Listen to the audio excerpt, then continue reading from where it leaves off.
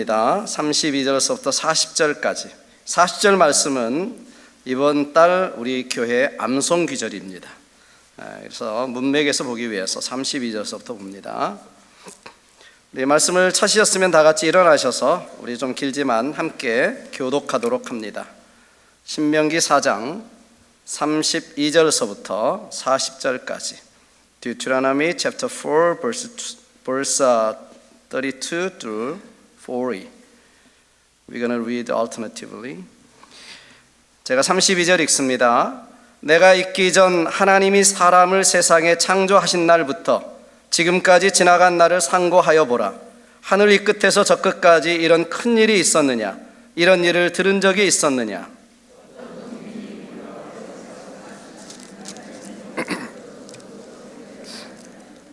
어떤 신이 와서 시험과 이적과 기사와 전쟁과 강한 손과 편팔과 크게 두려운 일로 한 민족을 다른 민족에게서 인도하여 낸 일이 있느냐?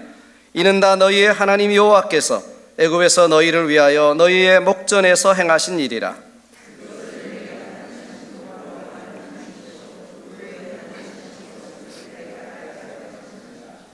여호와께서 너를 교훈하시려고 하늘에서부터 그의 음성을 내게 듣게 하시며 땅에서는 그의 큰 불을 내게 보이시고 내가 불 가운데서 나오는 그의 말씀을 듣게 하셨느니라.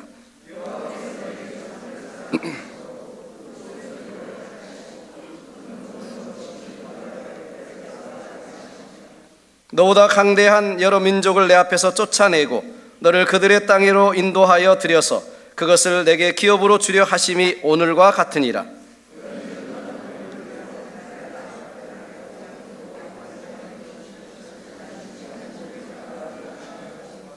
40절 같이 읽습니다. 오늘 내가 내게 명령하는 여호와의 규례와 명령을 지키라.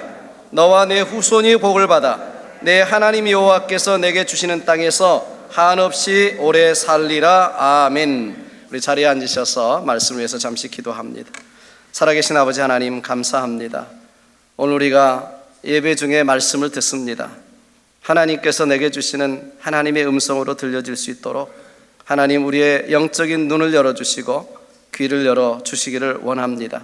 그 말씀이 내게 주시는 음성 되어져서 하나님의 말씀대로 순종하여 우리와 우리 자녀들이 후손들이 잘 되는 역사, 복받는 역사가 있게 도와주시옵소서. 성령님께서 우리와 함께 해주시고 부족한 점 붙들어 주시길 원하옵고 예수님의 이름으로 기도하옵나이다. 아멘. 오늘 이 말씀을 통해서 나와 후손이 복받는 길이라는 제목으로 우리 함께 말씀 나누기를 원합니다. 우리 교회 이번 달 암송 기절이 있는 이 신명기는 모세의 마지막 세 편의 설교가 들어 있습니다. 오늘 본문은 첫 번째 설교, 모세의 세 개의 설교 중에서 첫 번째 설교 결론 부분인데, 모세는 여기 우리가 봉독했던 4장 34절에서 이렇게 이야기합니다. 어떤 신이 와서 시험과 이적과 기사와 전쟁과 강한 손과 편팔과 크게 두려운 일로 한 민족을 다른 민족에게서 인도하여 낸 일이 있느냐? 이렇게 물으면서 그 다음에 뭐라고 말씀하세요? 너희 하나님 여호와께서 애굽에서 너희를 위하여 이 같은 일을 행하셨느니라. 이렇게 말씀하고 있습니다. 자, 여러분, 출애굽 때에 하나님께서 이스라엘 백성들을 인도하시기 위해서 시험과 이적과 기사뿐만 아니라 전쟁과 크게 두려운 일을 통해서도 인도하셨다는 것이죠. 하나님은 하나님의 백성들을 인도하시기 위해서 이런 전쟁과 같은 크고 두려운 일과 같은 모든 상황, 모든 사건 속에서 하나님의 백성들을 인도하시는 것입니다. 엊그제 우크라이나 전쟁 1주년이 되는 날이었습니다. 24일이 그렇죠. 며칠이면 끝날 거라고 생각했던 전쟁이 지금 1년이 넘어가고 있는 것입니다. 그러나 여러분, 푸틴이 전쟁을 일으켰지만 이 전쟁을 통해서 역사를 이끌어 가시는 분은 하나님이신 줄 믿습니다. 우리는 전쟁이나 이 크고 두려운 일을 통해서 하나님이 어떻게 역사를 이끌어 가시는가 우리는 살펴봐야 합니다. 물론 교회에서 말하는 것과 일반 역사가들, 정치인들, 계층에 따라서 의견을 달리할 수 있습니다. 그러나 우리는 성경의 관점에서 세상에서 일어난 일, 전쟁이나 사건이나 사고, 이 모든 것들을 해석할 수 있고 살펴봐야 되죠. 신학자 칼바르트는 기독교인은 한 손에 성경을 들고 한 손에는 신문을 들고 성경에 기록된 하나님의 말씀이, 하나님의 뜻이 현실에 어떻게 나타나고 있는지를 살펴봐야 된다, 이렇게 말씀하고 있습니다. 여러분, 이번 우크라이나 전쟁이나 이 터키 저진, 이것들을 통해서도 하나님의 뜻이 이루어지는 것이 무엇인지, 하나님은 과연 이 역사를 어떻게 이끌어 가시고 계시는지 우리는 살펴봐야 되는 것이죠. 지난번에도 말씀드렸지만 우크라이나에서 29년 동안 사역하셨던 한 선교사님, 우리가 지금 돕고 있는 그 우크라이나 5명의 사역자들이 있습니다. 목사님들이 있습니다. 그분 선교사님 말씀하십니다. 이번에 우크라이나 이 전쟁이 너무나 불행한 일이지만, 그러나 1,000만 명, 1,700만 명 정도 되죠. 1,000만 명이 넘는 난민들을 통해서 그동안 꿈꿔왔던 동유럽 선교가 열리고 폴란드에 교회가 세워지게 되고, 그리고 이스라엘까지도 가서 그 제자들이 교회가 세워지는 것을 경험하고 있다. 어떤 면에서 이런 시간들을 통해서 하나님은 복음으로 다시 유럽을 새롭게 하시는 그런 일로 사용하시고 있다라고 그분은 간증했습니다. 이번에 만난 튀르키예 한 선교사님도 조심스럽지만 이번 지진을 통해서 터키가, 튀르키예가 다시 한번 복음으로 깨어지는 계기가 될 것이라고 확신한다, 이런 이야기를 현장 속에서 하시는 것을 들었습니다. 여러분, 그렇습니다. 인간의 뜻과 하나님의 뜻은 다릅니다. 하나님은 전쟁과 크고 두려운 일까지도 사용하셔서 우리를 인도하시고 인류 역사를 이끌어 가시는 것입니다. 사랑하는 여러분, 그렇다면 왜 하나님께서 이렇게 크고 두려운 일, 전쟁까지, 그 모든 것까지도 다 사용하셔서 우리를 인도하시고 역사를 이끌어 가시는 것입니까? 이것을 통해서 과연 우리에게 무엇을 알려주시고 무엇을 보여주시기 위해서 이런 전쟁과 크고 두려운 일과 이런 사건과 사고를 통해서도 우리를 인도하시고 인류 역사를 이끌어 가시느냐는 것입니다. 오늘 본문을 통해서 몇 가지를 상고하기를 원하는데, 첫째는 무엇이냐면 우리로 하나님만 의뢰하도록 하기 위해서입니다. 우리로 하나님만 의뢰하도록 하기 위해서. 여러분, 오늘 본문 35절을 다시 보시면 이렇게 말씀합니다. 이것을 내게 나타내시면 여호와는 하나님이시요 그 외에는 다른 신이 없음을 내게 알게 하려 하심이라. 이것을 내게 나타내시면 하나님 외에 다른 신이 없다, 이것을 알게 하시려고 이렇게 나타내셨다는 거죠. 39절에도 보시면 그런즉 너는 오늘 위로 하늘에나 아래로 땅에 오직 여호와는 하나님이시요 다른 신이 없는 줄로 알아 명심하고 라고 말씀합니다. 다른 신이 없다. 참 하나님 한 분밖에 안 계시다. 네, 참 하나님 한 분밖에는 없습니다. 아멘. 하나님만이 참된 신이세요. 하나님만이 우리를 바르게 인도하십니다. 오직 하나님만이 온 인류의 주인이시고 우리 교회의 주인 되시고 내 인생의 주인 되십니다. 아멘. 그렇기 때문에 우리는 하나님만 의뢰하라는 것이죠. 하나님만 trust 하라는 것입니다. trust on God, 그분만 하라는 것입니다. 그렇게 하기 위해서 이 전쟁을 통해서도 모든 일들을 통해서도 하나님은 하나님의 백성들을 인도해 가신다는 것이죠. 오늘 본문 앞에 4장 5절에서도, 신명기 4장 5절에서도 이렇게 말씀합니다. 오직 너희의 하나님 여호와께 붙어 떠나지 않는 너희는 다 생존하였느니라. 하나님께 붙어서 떠나지 않는 너희는 다 생존했다, 다 살았다, 이렇게 말씀하고 있어요. 다른 길이 없다는 거죠. 광야의 인생길을 이스라엘 백성들이 지금 40년 걸어왔지 않습니까? 그런데 하나님께 붙어있는 사람만 지금 생존했다, 살았다, 이렇게 말씀하고 있는 거예요. 참되신 하나님, 그 하나님 안에 거하고 그 하나님의 인도하심을 받아 그 하나님을 의뢰하고 사는 하나님의 백성들만 지금 생존했다, 하나님께 붙어 있어야 된다, 이게 복받는 길이다, 이렇게 말씀하고 있는 거예요. 믿으시면 아멘 하시길 바랍니다. 그렇습니다. 어느 영화 한 장면이 생각이 나는데요. 돛담배가 심한 파도를 만났습니다.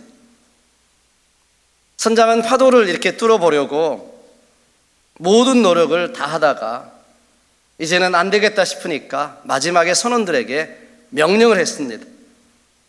각각 밧줄로 그 배에 돛대라든가 튼튼한 곳에 묶으라는 것입니다. 자기 자신을 파도에 휩쓸리지 않게 하기 위해서입니다. 그러다가 만일 배가 파손되면 뱃사람답게 배와 함께 운명을 같이 하자, 이렇게 명령을 내립니다. 얼마 뒤 그 엄청난 바람과 파도가 지나갔습니다.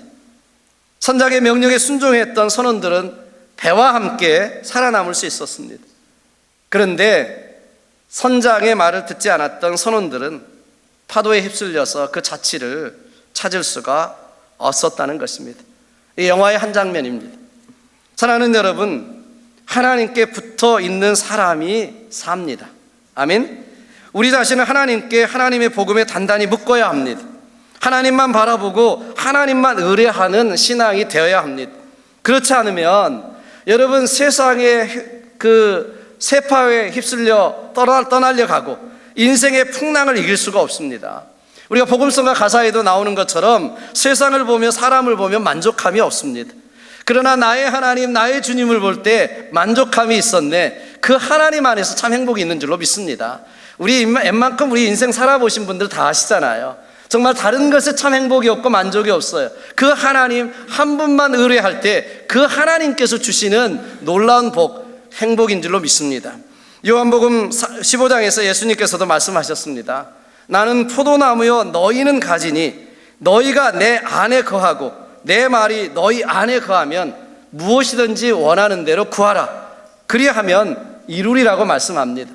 예수님이 포도나무, 하나님 포도나무시라면 여러분, 우리 가지가 해야 할 일은 나무에 붙어 있는 것입니다. 나무 안에 거하는 것입니다. 그래야 열매를 맺든 뭐가 싹이 나든 그렇게 하겠죠. 그런데 하나님을 떠나서는 너희가 아무것도 할 수 없다, 아무 열매도 맺을 수 없다라고 말합니다. 그러니까 우리가 해야 할 일은, 가장 중요한 일이 그것이에요. 하나님 안에 붙어 있는 것입니다.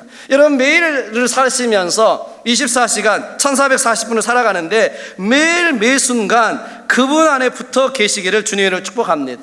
상천하지에 한 분 하나님밖에는 안 계십니다. 생사화복이 다 그분께 달려져 있습니다. 하나님을 사랑하는 데서 모든 능력과 지혜와 만족과 행복이 나오는 것입니다. 그렇기 때문에 우리는 24시간 1440분 그분 안에 거하셔서 그분이 원하시는 30배, 60배, 100배의 열매를 맺는 저와 여러분의 삶이 되시기를 주님의 이름으로 축복합니다. 여러분, 내 안에 있는 하나님 외에 다른 우상 섬기지 마십시오. 우리가 보여지는 이 우상만이 우상이 아니잖아요. 탐욕도 우상 숭배라고 말합니다. 내 안에 중심에 계시는 하나님보다 더 사랑하는 것이 우상입니다. 이 우상 멀리 하셔야 합니다. 돈일 수 있어요. 물질일 수 있습니다. 자녀일 수 있습니다. 권세일 수 있습니다. 인기일 수 있습니다. 명예일 수 있습니다. 여러분의 취미도 여러분의 우상 될 수 있습니다. 아시죠? 탐욕은 우상 숭배입니다. 우상은 결국 하나님을 멀게 만들고 내 인생을 망하게 만드는 것입니다. 그래서 오늘 본문 앞에 신명기 같은 4장입니다. 25절, 26절을 보시면 모세가 이 설교를 하면서 이 말씀을 하기 전에 이렇게 말합니다. 너가 그 땅에서 이제 가나안에 들어가서 아들을 낳고 손자를 얻으며 오래 살 때에 만일 스스로 부패하여 무슨 형상의 우상이든지 조각하여 내 하나님 여호와 앞에 악을 행함으로 그의 노를 일으키면 내가 오늘 천지를 불러 증거를 삼노니, 천지를 불러 증거를 삼는다. 너희가 요단을 건너가서 얻는 땅에서 속히 망할 것이라. 너희가 거기서 너희 날이 길지 못하고 전멸될 것이라. 이렇게 말씀하고 있습니다. 이 말씀이 그대로 이루어졌을까요? 이루어졌을까요? 역사적으로 이루어졌잖아요. 이제 신명기를 지나서 쭉 가보십시오. 이루어졌잖아요. 이대로 이루어졌습니다. 여러분, 북이스라엘 아수르에게 망했습니다. 722년 BC 남유다 왕국 바벨론에게 망했습니다. 586년 BC, Before Christ, 망했습니다.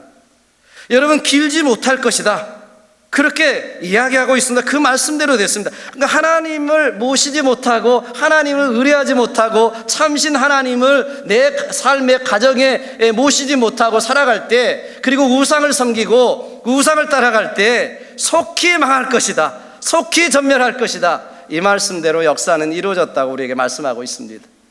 사랑하는 여러분, 선택은 우리에게 달려져 있습니다. 축복과 저주가 우리 앞에 놓여 있습니다. 멸망과 부귀가 우리 앞에 있어요.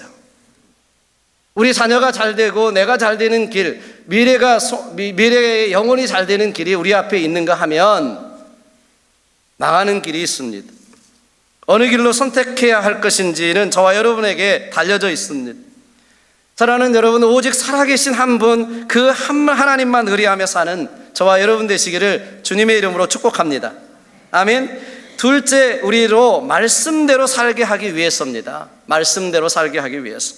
오늘 본문 36절을 다시 봅니다. 여호와께서 너를 교훈하시려고 하늘에서부터 그의 음성을 내게 듣게 하시며 땅에서는 그의 큰 불을 내게 보이시고 내가 불 가운데서 나오는 그의 말씀을 듣게 하셨느니라. 여기 말씀을 들어야 한다는 말은요, 말씀에 순종해야 한다는 뜻입니다. 순종은 복된 삶을 위한 전제 조건이에요. 여러분, 말씀을 듣기는 쉽습니다만 순종하고 실천하기는 어렵죠? 네, 어렵습니다. 어렵습니다. 여러분, 오늘 여러분들이 아멘 할렐루야 이렇게 하고 나가지만 이 말씀을 여러분이 이제 가정에 돌아가서 사회의 삶 속에서 일주일 동안 살면서 여러분들이 실천하고 순종한다, 쉽지 않는 일입니다. 그러나 진짜 복은 말씀을 듣고 지나치는 사람이 아니라 말씀을 듣고 행하는 사람인 줄로 믿습니다. 우리가 마태복음 7장에서도 말씀하잖아요. 말씀을 듣고 행하는 자가 지혜로운 사람 같으리니 그 집을 반석 위에 지은 사람 같으다, 이렇게 말씀하고 있습니다. 여러분의 인생의 집을 뭐 위에 짓느냐, 반석 위에 짓느냐, 이 갈림길은 뭐예요? 말씀을 듣고 행하느냐, 말씀을 듣고 행하지 않느냐에 따라 달려진다는 것이죠. 아멘 안 하십니까? 맞습니까? 아멘입니까? 아멘이죠. 말씀을 듣고 행하는 일에 내가 복을 받으리라. 야고보는 그렇게 말씀하고 있습니다. 순종을 통해서 하나님은요, 여러분, 놀라운 일들을 행하십니다. 그러니까 사실 이 말씀은 우리가 지식으로 주신 게 아니에요. 실천하라고, 순종하라고 주신 것입니다. 그러니까 실천이 없는 지식이 되면 뭐가 될까요? 교만이 됩니다. 그래서 교만은요, 늘 말씀의 실천을 내게 요구하는 것이 아니라 다른 사람에게 자꾸 요구합니다. 여러분 보시면 아시잖아요. 내게 요구하는 것이 아니라 다른 사람에게 자꾸 요구해요.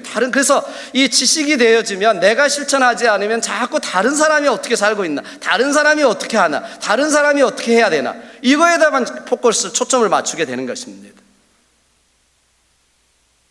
그런데 성경은 남에게 요구하는 대로 내가 먼저 실천하라고 했습니다. 내가 남에게 바라는 그대로 내가 남에게 대접하는 것이 기독교의 황금률이다, 이렇게 말씀하고 있습니다. 이러한 순종을 통해서요, 하나님은 놀라운 삶을, 놀라운 복을 나와 우리 후손에게 허락하시는 줄로 믿습니다. 여러분, 아브라함을 보십시오. 아브라함은 가족, 친척, 친구를 떠나서 하나님이 지시할 땅으로 가라, 이런 명령을 받았습니다. 여러분, 그 당시 친척 고향을 떠난다는 것은요, 죽음을 담보로 해야만 떠날 수 있는 것입니다. 그런데 성경은 이렇게 말합니다. 그가 갈 바를 알지 못했지만 순종함으로 갔다 라고 말씀합니다. 아멘. 그래서 믿음의 조상이 됐습니다. 여러분, 지금까지도요, 여러분, 아브라함은 유대교, 기독교뿐만 아니라 모슬렘 교회에서도, 이슬람 교회에서도 여러분 그를 믿음의 조상으로 이야기하고 받아들이고 있습니다. 믿음의 조상이에요, 정말. 세상에 보면. 네. 베드로는 어떻습니까? 베드로는 밤새도록 고기 못 잡았습니다. 그런데 주님 말씀하실 때에 순종했습니다. 깊은 데로 가서 던져라. 너무 잘하는 말씀이잖아요.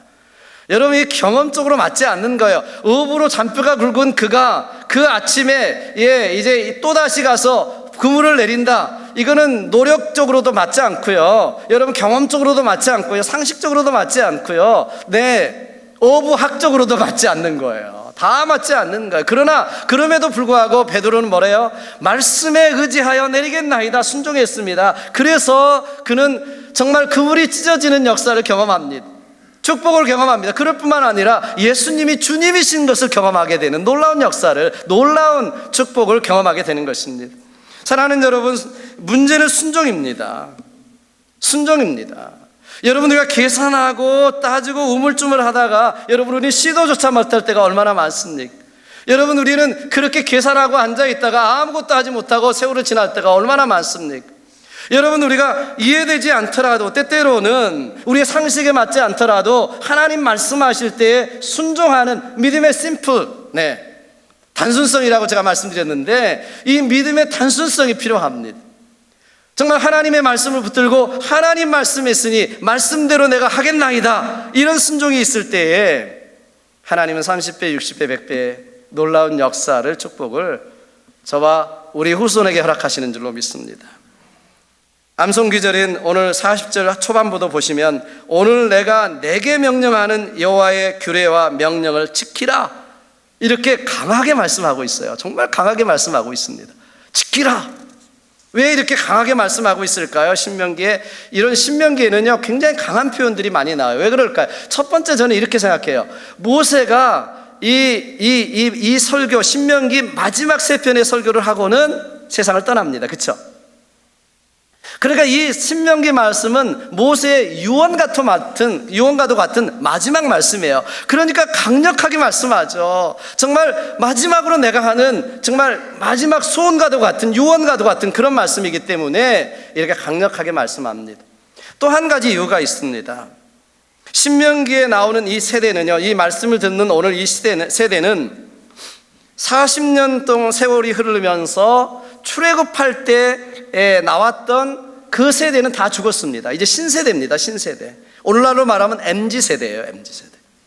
그러니까 여러분, 이 처음 출애굽했을 때 그 세대는 어떤 것을 봤어요?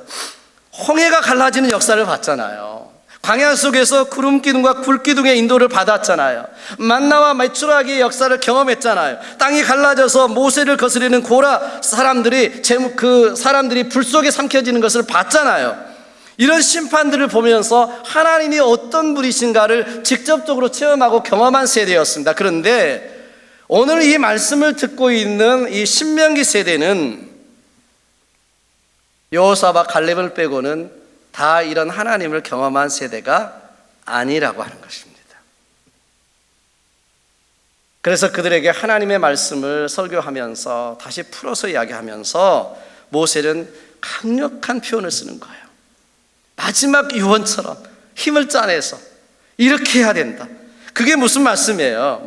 오늘 내가 명령하는 여호와의 규례와 이 명령을 지키라라는 거예요. 지키라는 것입니다. 여러분, 그렇기 때문에 우리가 지금 살고 있는 우리 세대, 오늘 우리에게 주시는 말씀이 그런 의미에서 우리는 이 성경에서 나와 있는 이런 출애굽을 경험한 세대가 아니잖아요. 만나와 메추라기를 경험한 세대가 아니잖아요. 그저 들었습니다. 성경 말씀을 통해서. 그런 세대에게 주시는 강력한 말씀이에요. 그렇기 때문에 저와 오늘 여러분에게 주시는 말씀으로 이걸 들어야 됩니다. 오늘 내가 내게 명령하는 여호와의 규례와 명령을 지키라라고 주신 말씀이에요. 그래서 이 모든 하나님의 역사를, 인도하심을 보면 하나님만이 한 분이시다. 그리고 그분을 의뢰하고 그분 말씀에 순종하면 복받는다, 이렇게 말씀하고 있는 것입니다. 이 말씀대로 사시기를, 그래서 하나님의 축복을 경험하시기를 주님의 이름으로 축복합니다. 마지막 세 번째로 우리로 복을 받게 하기 위해서입니다. 본문 37절과 38절을 다시 봅니다. 여호와께서 내 조상들을 사랑하신 거로 그 후손인 너를 택하시고 큰 권능으로 친히 인도하여 애굽에서 나오게 하시며 너보다 강대한 여러 민족을 내 앞에서 쫓아내고 너를 그들의 땅으로 인도하여 들여서 그것을 내게 기업으로 주려 하심이 오늘과 같으니라. 이제 광야를 다 인도하고 이제 요단강 바로 앞에 모압 평지에서 모여서 지금 모세가 설교하는 거예요. 이제 바로 가나안의 앞에 보이는데 여기까지 인도하신 하나님이 왜 인도하셨느냐? 너희에게 복을 주시려고, 가나안의 축복을 주시려고 너희를 여기까지 인도했다라고 말씀하시는 거예요. 그래서 오늘 본문 40절에서도 이렇게 말씀합니다. 40절 암송기절인데 다 외우셨죠? 오늘 내가 내게 명령하는 여호와의 규례와 명령을 지키라. 너와 내 후손이 복을 받아 내 하나님 여호와께서 내게 주시는 땅에서 한없이 오래 살리라. 한없이 오래 살리라 그러니까 장수한다 이렇게 생각하시는 분들이 있을지 모르지만 그 뜻보다는 한없이 오래 지속된다는 뜻입니다. 오래 지속된다. 그러니까 무슨 뜻이에요? 너와 내 후손이 대대로 복을 받아 하나님의 말씀대로 살면 대대로 복을 받아 오래오래 그 땅에서 지속될 것이다, 이런 뜻인 것입니다. 사랑하는 여러분, 그렇습니다. 우리는 우리 자녀들이 잘 되기를 원합니다. 우리 후손들이 잘 되기를 원합니다. 우리 1세대 이민 오신 분들도 사실은 내가 잘 살기보다는 우리 자녀들이 잘 되기 위해서 미국에 오신 분들이, 이민 오신 분들이 참 많습니다. 그렇죠? 네, 1번이었거든요, 그게. 네, 이민 가는 이유 첫 번째가 자녀들입니다. 그런데 오늘 본문 말씀 속에 우리 자녀들이 잘 되기를 원하시면 여러분 그냥 기도만 하지 마시고요, 내가 믿음의 씨앗을 뿌리셔야 합니다. 이 믿음으로 심는다는 것은 무엇입니까? 여러분 말씀대로 살고 말씀대로 순종하면 하나님께서 오늘 본문에서 말씀하시잖아요. 너뿐만 아니라 너의 후손까지도 잘되게 해주시겠다, 복받게 해주시겠다 말씀하는 거예요. 그러니까 우리 자녀들에게요, 요 좋은 교육 환경을 만들어주고 여러 가지 잘해주고 이런 것도 중요하지만은 가장 중요한 것은 저와 여러분이 말씀대로 살아 나의 후손이 복을 받게 하셔야 된다는 것입니다. 아멘이 여기서만 나오네요. 어떻게? 이쪽을 보고 이야기했는데 여기를 보고 이야기했습니다. 네. 말씀대로 살면 나와 우리 후손이 복을 받는 줄로 믿습니다. 네, 그러십시오. 왜 이 좋은 것을 안 하십니까? 네? 자녀의 축복은 우리 옛말에도 있습니다. 옛말에도 할아버지 때에 베풀면 손자 때에 복을 받는다, 그런 말도 있잖아요. 우리 옛말에도 그런 말이 있습니다. 그러니까 자녀의 축복은요, 선대가 씨를 뿌린 것에 크게 좌우되는 것입니다. 그래서 농부는 아무리 배가 고파도 씨앗을 삶아 먹지 않습니다. 종자 씨앗을 삶아 먹지 않습니다. 씨를 뿌리는 것이 무엇보다 중요하기 때문에 그렇습니다.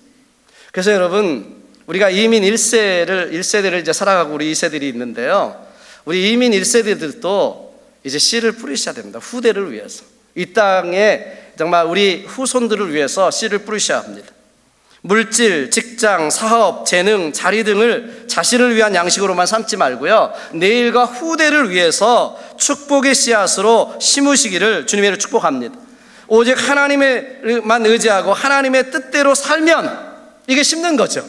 내가 먼저 믿음의 신앙대로 살면 이것이 나와 나의 후손이 복받는 길이에요. 이거 심는 것입니다.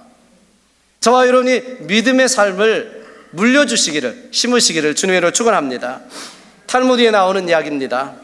길모퉁이에서 힘들게 나무를 심는 노인이 있었습니다. 이것을 본 나그네가 그를 잠시 도와주면서 이 나무가 언제쯤 열매를 맺을까요? 이렇게 물었어요. 그러자 노인이 대답하기를 한 30년 후에나 열매를 맺겠죠 대답합니다. 나그네가 이상한 듯 영감님께서 그 열매를 드실 수 있겠습니까? 이렇게 물었어요. 노인은 웃으면서 이렇게 대답합니다. 아무리 오래 산다 해도 그때까지 어렵겠지요. 그런데 내가 어렸을 때 우리 집 마당엔 과일나무가 많아서 나는 그 열매를 따먹으며 자랐지요. 그 나무들은 내가 태어나기 전에 할아버지께서 심으신 것이었습니다. 아버지가 심으신 나무 열매도 많이 따먹었지요. 나는 지금 내 할아버지나 아버지와 같은 일을 하고 있을 뿐입니다. 이렇게 말했다는 것입니다. 여러분, 그렇습니다. 우리는 오늘만 생각하지 말고 우리 후손과 내일을 위해 잘 심어야 됩니다. 잘 심어야 합니다.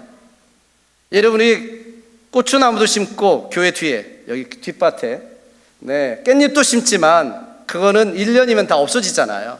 저쪽에 무화과나무 심고 대추나무 심으니까 계속해서 따먹을 수 있고, 감나무, 배나무 심으니까 있는지도 모르시는 분이 계시더라고요. 가보십시오. 좀 교회를 좀 2층도 가보시고 좀 가보세요. 돌아보십시오. 정말 이 무화과는 우리 교회 무화과나무 맛이 가장 좋습니다. 안 따먹으시면 몰라요. 네, 안 따먹으신 분은 몰라요. 우리 김기승 집사님이 아실 것입니다. 네. 여러분, 그렇게 힘들게 심어 놓으니까 몇 년 후에 저거 따먹는 거잖아요. 따먹는 거죠. 그리고 앞으로 우리 자자손손 따먹을 수 있는 거잖아요. 아멘. 따먹을 수 있는 것입니다. 심으십시오. 여러분, 우리 이 비전 채플도 마찬가지입니다. 무엇을 우리가 심어야 될까요? 말씀으로 사는 것이 잘 심는 것입니다. 여호와의 규례와 명령을 지키라. 그리하면 너와 내 후손이 복을 받아 한없이 오래 살리라 라고 말씀합니다. 말씀대로 사는 것이 나와 내 후손을 위해 심는 것이다. 말씀대로 사는 것이 우리 자녀들이 잘 되는 것이고 복받는 길이다. 말씀대로 사는 것이 나의 후손을 위해서 심는 것입니다. 복받는 길입니다. 여러분 꼭 명심하십시오. 자녀들을 위해서 뭘 잘 보충해주고 먹는 거 잘해주는 것이 문제가 아니라 내가 신앙으로 믿음으로 잘 살아 자녀들이 잘 되는 역사 있게 도와주시기를 주님의 이름으로 축복합니다. 미국 보십시오. 한국을 보십시오. 믿음의 선친들이, 선배들이 물려준 복입니다. 믿음의 가정들을 보십시오. 한번 저도 이제 30여 년을 보는 가정들이 있습니다. 믿음으로 사는 가정, 믿음의 가정들은요 반드시 결말을 잘 되는 역사가 있게 되는 줄로 믿습니다. 저는 그걸 봤습니다. 저는 평생 목회하면서 그걸 봤습니다. 아, 믿음으로 살면 잘 된다. 믿음의 씨앗을 심으면 잘 된다. 결국은 잘 되는구나. 이걸 봤어요. 믿음으로 사십시오. 오늘 말씀을 맺습니다. 하나님은 시험과 이적뿐만 아니라 전쟁과 크고 두려운 일을 통해서도 우리를 인도하십니다. 그 이유가 무엇입니까? 하나님만 의뢰하도록 하기 위해서입니다. 하나님 외에 다른 신이 없다는 것을 알게 하기 위해서, 하나님께 붙어 떠나지 않게 하기 위해서, 하나님 말씀에 순종하게 하기 위해서, 우상 섬기지 않고 하나님만 섬기게 하기 위해서입니다. 그 무엇보다도 우리의 순종을 통해서 나와 우리 후손에게, 후대에 복을 주시기 위해서입니다. 한없이 오래도록 하나님의 축복을 금생과 내성에 부어주시기 위해서 우리를 시험 가운데, 전쟁 가운데, 크고 두려운 일 가운데 우리를 인도하시고 역사하시는 것입니다. 사랑하는 여러분, 선택은 저와 여러분에게 달려져 있습니다. 모세는 신명기를 마치면서 선언합니다. 신명기 30장 19절로 20절 말씀에 이렇게 선언합니다. 내가 오늘 하늘과 땅을 불러 너희에게 증거를 삼노라. 내가 생명과 사망과 복과 저주를 내 앞에 두었은즉 너와 내 자손이 살기 위하여 생명을 택하고 내 하나님 여호와를 사랑하고 그의 말씀을 청종하며 또 그를 의지하라. 그는 내 생명이시요 내 장수이시니 여호와께서 내 조상 아브라함과 이삭과 야곱에게 주리라고 맹세하신 땅에 내가 거주하게 되리라. 그러니까 신명기를 다 설교를 마치고 난 다음에 이렇게 이야기하는 거예요. 선택은 여러분에게 있습니다. 여러분에게 있습니다. 여러분 앞에 사망과 저주가 있고 생명과 복이 있습니다. 여러분 무엇을 선택하시겠습니까? 라고 이야기하는 거예요. 나와 내 자손을 위해서 한없이 복받는 길을 위해서 하나님의 말씀을 선택하고 순종을 선택하고 하나님을 의뢰하는 Trust on God 선택할 때 하나님께서 한없이 오래도록 복을 받는 역사를 주시겠다는 것입니다. 자, 여러분에게 선택이 있습니다. 한 번밖에 없는 인생 그냥 그렇게 사시겠습니까? 아니면 하나님의 말씀을 의뢰하고 하나님께 순종하며 하나님을 의지하고 살아서 나뿐만 아니라 우리의 후손이 복을 받는 복된 삶의 길을 가시겠습니까? 기도하시겠습니다. 오늘 말씀을 붙들고 우리 같이 한번 기도했으면 좋겠습니다. 무엇을 남기고 떠나시겠습니까? 무엇을 위해 사시겠습니까? 어떤 것을 선택하시겠습니까? 여러분들이 살아가는 자녀들을 위해서 무엇을 심으시겠습니까? 우리 기도하십시다. 너무나 말씀은 심플하고 분명한데 우리가 복잡합니다.